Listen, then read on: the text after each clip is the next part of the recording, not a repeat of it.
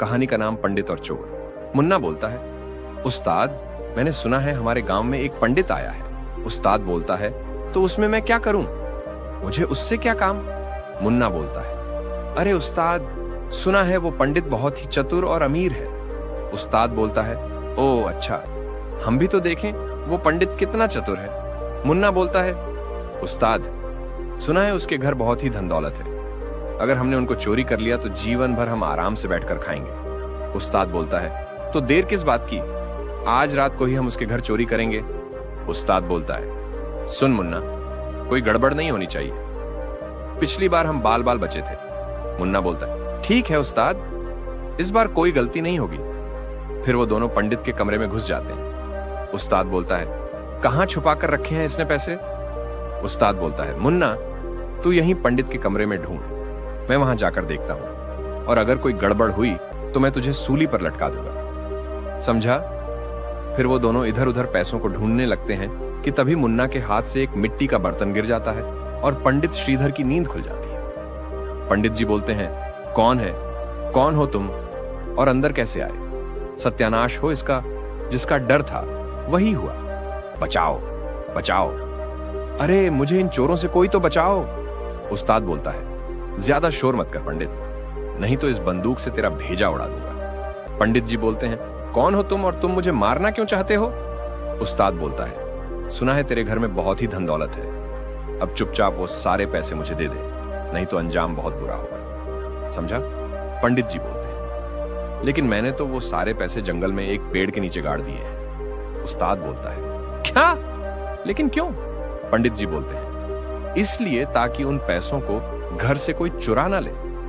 उस्ताद बोलता है, ओ अच्छा, तो तू खुद को बहुत ही शातिर समझता है, चल अब जल्दी से ये बता कि वो पैसे तूने किस पेड़ के नीचे गाड़ के रखे हैं। पंडित जी बोलते हैं, मैं नहीं बताऊंगा उस पेड़ के बारे में, तुम्हें जो करना है वो करो। उस्ताद बोलता है, लगता है तू ऐसे नहीं मानेगा, ठीक है तो अब मुझे तुझे मारना होगा। पंडित जी बोलते हैं, रुको रुको, मैं सब बताता हूं, मैंने वो पैसे जंगल में एक बड़े से बरगद के पेड़ के नीचे गाड़े हैं। उस्ताद बोलता है, खबरदार अगर मेरे पीछे आने की कोशिश की तो। चल मुन्ना, अब हम वो सारे पैसे निकाल लेंगे। उस्ताद और मुन्ना के जाने के बाद पंडित जी मन में सोचते हैं, अब इन मूर्खों को कौन समझाए कि पैसे उस पेड़ के नीचे नहीं, मेरे घर में ही हैं। उस्ताद बोलता है, सबसे पहले हमें उस बरगद के पेड़ को ढूंढना होगा। थोड़ी दूर चलने के बाद मुन्ना बोलता है, उस्ताद वो रहा बरगद का पेड़। उस्ताद बोलता है, तो उस पंडित ने इस पेड़ के नीचे पैसे छुपाए। चल मुन्ना, अब जल्दी से खुदाई करना चालू कर। मुन्ना बोलता है, उस्ताद मैं तो थक गया, अब इससे ज्यादा मैं नहीं खोद सकता। उस्ताद बोलता है, ला अब खुदाल मुझे दे। उस्ताद बोलता है, अरे बाप रे बाप, इस पंडित ने कितने नीचे पैसे गाड़ कर रखे हैं, मेरी तो खोदने में जान ही निकल गई। मुन्ना बोलता है, उस्ताद अब तो पेड़ की जड़ भी दिखने लगी, लगता है उस पंडित ने हमको उल्लू बना दिया। उस्ताद बोलता है, तू ठीक कहता है मुन्ना, लेकिन मैं उस पंडित को छोड़ूंगा नहीं। फिर वो दोनों पंडित श्रीधर के घर पहुंचते हैं। उस्ताद बोलता है, अबे ओए पंडित, कहां मर गया, बाहर निकल। काफी देर आवाज लगाने के बाद मुन्ना बोलता है, लगता है उस्ताद वो इस गांव को छोड़कर भाग गया। उस्ताद बोलता है, अच्छा है वो यहां से भाग गया, नहीं तो मैं उसको गांव में रहने लायक नहीं छोड़ता। अगले दिन उस्ताद बोलता है, कल उस पंडित ने हमारी बहुत बेइज्जती की। मुन्ना बोलता है, उस्ताद आपसे एक बात बोलूं, क्यों ना हम भी पंडित बन जाए? उस्ताद बोलता है, तेरा दिमाग तो ठीक है ना मुन्ना, या सुबह सुबह पी रखी है, कुछ भी बोले जा रहा है? मुन्ना बोलता है, उस्ताद अगर हम पंडित बन गए तो लोग हमें बहुत सारी दान दक्षिणा देंगे और हमको चोरी करने की जरूरत भी नहीं पड़ेगी। उस्ताद बोलता है, बात तो तेरी सही है मुन्ना, लेकिन अगर हम पकड़े गए तो? मुन्ना बोलता है, अरे आप चिंता मत कीजिए उस्ताद, किसी को कुछ भी पता नहीं चलेगा। फिर वो दोनों पंडित का भेष बदल लेते हैं। मुन्ना बोलता है, उस्ताद आप इस पंडित के भेष में एकदम ललन टॉप लग रहे हैं। उस्ताद बोलता है, चल अब ज्यादा तारीफ मत कर मेरी, नहीं तो मुझे शर्म आ जाएगी। फिर वो दोनों गांव में एक नदी के किनारे पहुंच जाते हैं। मुन्ना बोलता है, आज से आपका नाम उस्ताद नहीं कालिदास है और मेरा नाम मुन्ना नहीं शिवचरण है। उस्ताद बोलता है, ठीक है शिवचरण जी, अब आप जाइए और सारे गांव वालों को बता दीजिए कि गांव में एक बाबा आए हैं, और वो सभी की समस्याएं दूर कर देते हैं। फिर मुन्ना एक दुकानदार के पास जाता है। दुकानदार बोलता है, अरे प्रणाम गुरुजी। मुन्ना बोलता है, बच्चा लगता है तू बहुत परेशान है, क्या कोई परेशानी है तुझे? दुकानदार बोलता है, हाँ गुरुजी, मेरी दुकान भी ठीक से नहीं चल पा रही, मुनाफे की जगह घाटा ही हो रहा है। मुन्ना बोलता है, बच्चा यह सब तू मुझे नहीं, बाबा को बता, वो तेरी सारी समस्याएं दूर कर देंगे। पास ही एक नदी के किनारे एक बाबा आए हैं, उनको अपनी समस्याएं बता, वो अवश्य तुझे समाधान देंगे। और हाँ, दान दक्षिणा देना मत भूलना। भक्त बोलता है, ठीक है गुरुजी, मैं अभी उन बाबा के पास जाता हूं। ऐसे ही मुन्ना पूरे गांव में यह खबर फैला देता है और बाबा के पास बहुत लोगों की भीड़ जमा हो जाती है। पहला भक्त बोलता है, प्रणाम बाबा जी, आंखें खोलिए, आपका भक्त आया है। उस्ताद बोलता है, बच्चा क्या समस्या है तेरी? भक्त बोलता है, बाबा जी, मेरी पत्नी मुझसे हमेशा झगड़ा करती रहती है और मेरी दुकान भी ठीक से नहीं चल रही है। मैं बहुत परेशान हूं बाबा जी, कुछ करिए बाबा जी, कुछ करिए। उस्ताद बोलता है, बच्चा यह ताबीज तेरे गले में बांध ले, कुछ दिनों में ही तेरी सारी समस्याएं खत्म हो जाएंगी। भक्त बोलता है, बाबा जी की जय हो, बाबा जी की जय हो। फिर वो आदमी कुछ दान दक्षिणा देकर वहां से चला जाता है। दूसरा भक्त बोलता है, बाबा जी 20 वर्ष हो गए हैं लेकिन अभी तक मेरी शादी नहीं हुई है, कुछ करिए बाबा जी।